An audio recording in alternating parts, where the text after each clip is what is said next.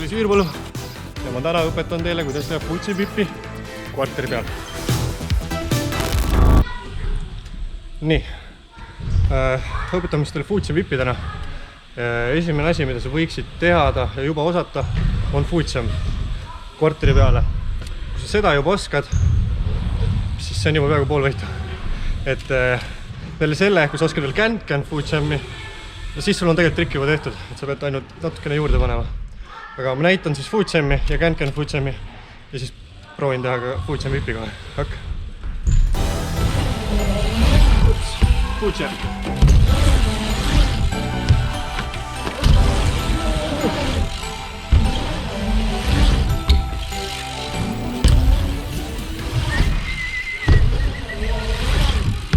Need 3 asja õpi ära, siis saad futsam vipi selgeks. Okei, esimese asjana siis, et proovi hüpata can futsami jalg üle raami, panna sinna maha ja lasta teisel jalal minna. Vaatame, kuidas läheb. Ma proovin.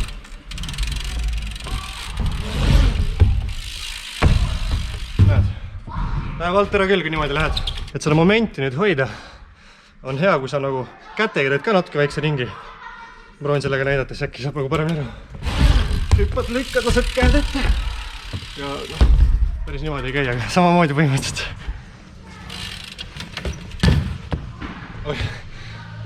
Jääb poole peal seisma. Mis siis teha? Kui nii läheb, juba poole peal jääb seisma, siis teadke, et käed on liiga palju lükata ette. Nii palju ei tohi. Natukene teha siuke väike moment. Aga kui ratas läheb juba vastu maha teisele poole, liiga palju. Natukene parem. Läheme lein maha. Kui sa futsam vippi teed, siis no tegelikult kui sa juba futsami teed, siis ilmselt tead, kuidas võiks jala panna ja see ratta vahele, et see jalg ei saaks haiget, et see oleks piisavalt pinda, mille peal toetad, on ju. Ma näitan siis ette, et see on nagu, sa paned nagu natuke viltu, et nagu, et sul jalad oleks niimoodi, et sul oleks piisavalt palju ruumi siin peal liikuda ja jalal oleks ka mitte nii valus. Kui sa vaad otse siia jala vahele, suurelt surud, siis võid väga haiget saada, et suur varvas jääb vahele ja siis ei tule futsamist välja. Üks asi on see, et lihtsalt proovi ja praktiseeri seda, sest et sa hakkad aru saama sellest momendist. Tähtis on see, et sa hüppad futsami, siis sa nagu võib-olla lükkad kätega natukene nagu lenksu võib-olla natukene ette, sest et siis see ratas nagu läheb sinna poole, kuhu raskus nagu läheb, ehk siis hakkab ringi tegema. Ja siis see hüpates siis, kui ratas on juba 3/4 ringi ära teinud või natuke juba rohkem, siis sa hüppad selle ratta peale. Mitte, et sa ei too ratast enda alla ja siis hüppa sisse, võid sa nagu hüppad natukene varem ära ja sinna peale. Saad aru? Okei, proovime.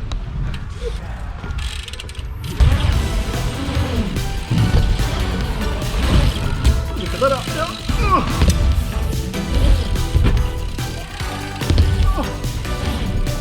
Hüppad niimoodi, et rattast juppa lendab.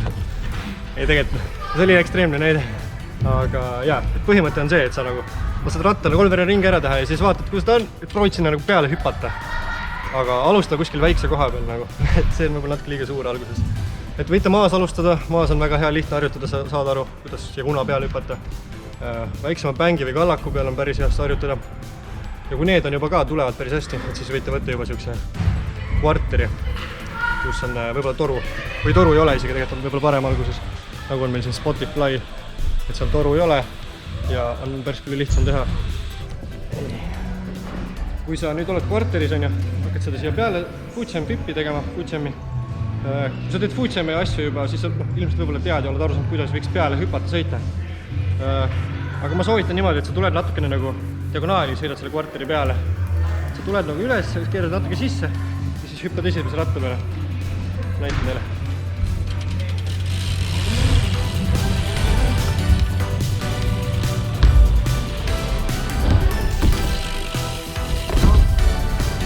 See on ka võimalus, kuidas saab hüpata.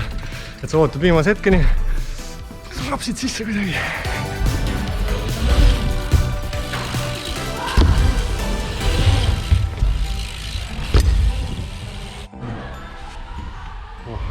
Mõra!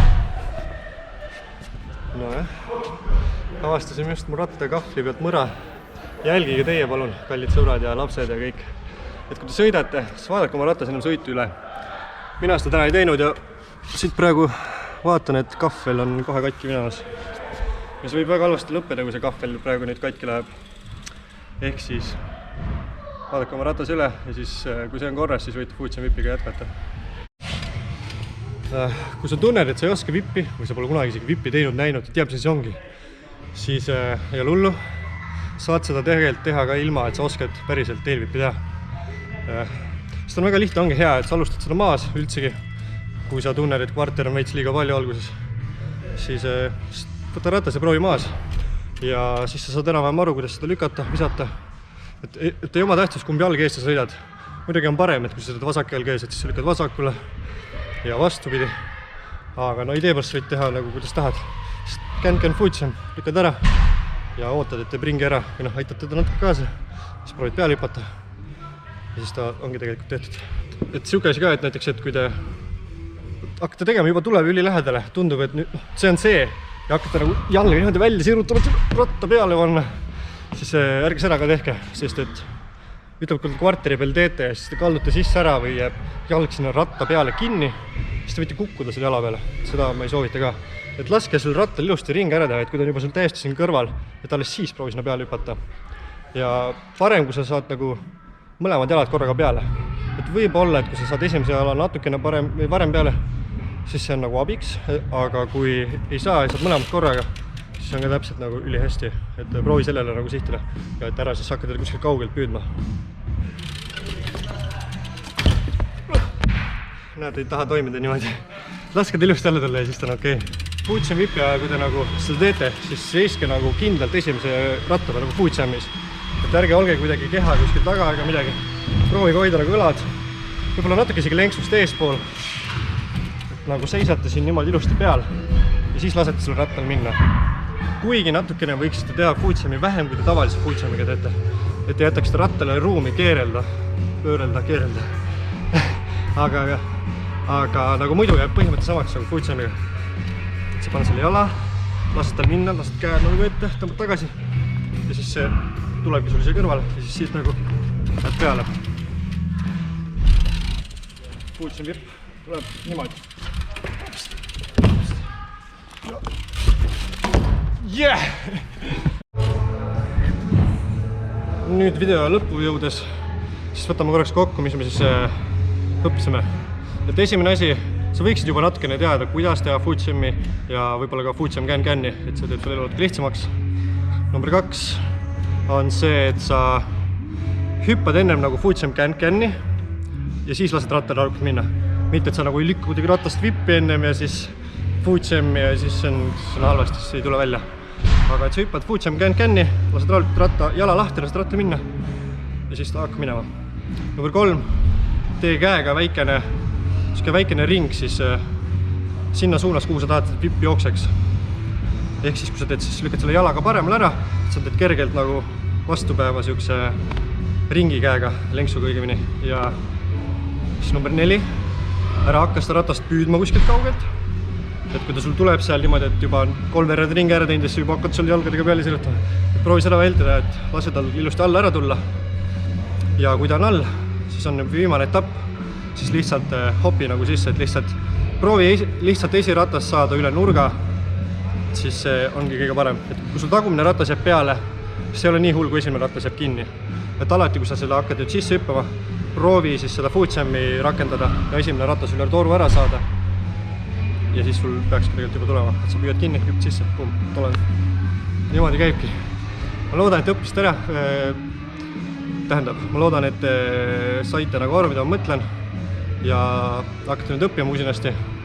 Ja kui te olete seda juba õpite või olete ära teinud, siis võite kindlasti mind ära tagida TalisBMX Instagramis. Ja siis ma vaatan ja kui teil on küsimusi, siis võite ka minu poole Instagramis pöörduda ja ma aitan teid hea meelega.